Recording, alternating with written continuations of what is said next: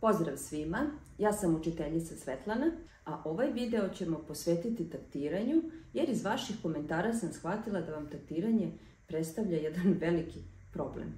Ispred nas je pesma Šaputanje ili poznatija kao Od kuće do škole, koja je napisana u četvoročetvrtinskom taktu, a malo je komplikovanija u odnosu na ostale zato što notni tekst sadrži osminske i četvrtinske pauze. Pre nego što pređemo na notni tekst, red je da vas podsjetim kako se taktira četvoročetvrtinski takt. Prva, druga, treća, četa. Prva, druga, treća, četa. Sada ćemo samo kratko da napravimo osvrt na notni tekst. Ovaj znak C je isto što i 4x4, odnosno četvoročetvrtinski takt. Imamo osmine, četvrtinu, osmine, četvrtinu, osmine, četvrtinsku pauzu, četvrtina, osmina, četvrtina i ovdje imamo osminsku pauzu. Također i ovdje četvrtinska pauza, osminska, četvrtinska, sve ostalo su četvrtine i osmine koji su nam već dobro poznate iz ranijih videa i iz ranijih vežbanja.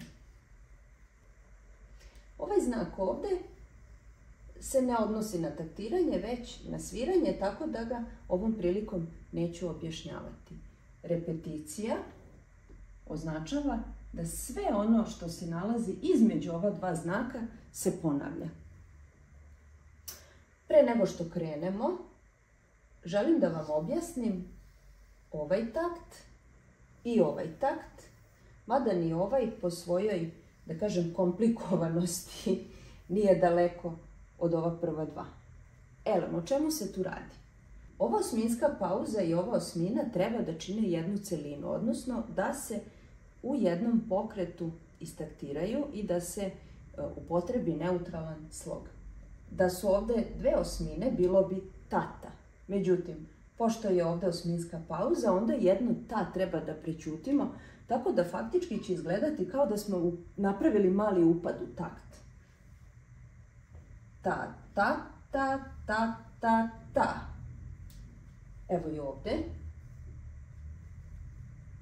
Ta, ta, ta, ta, ta, ta. Još jednom. Ta, ta, ta, ta, ta, ta. Sada ćemo krenuti redom, pa ako ja procenim da nešto još dodatno treba da objasnim, to ću i učiniti.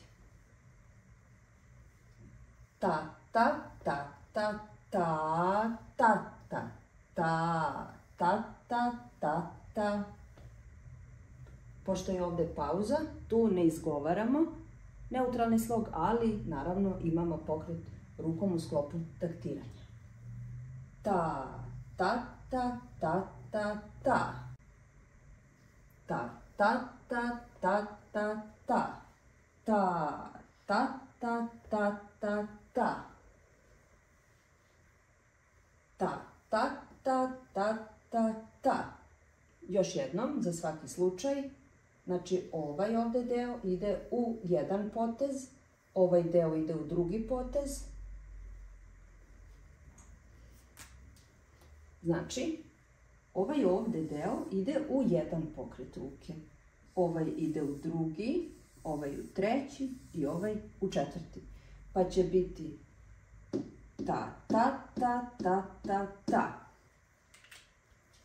Znači, ta, ta, ta, ta, ta, ta, ta, ta, ta, ta, ta, ta, ta, ta.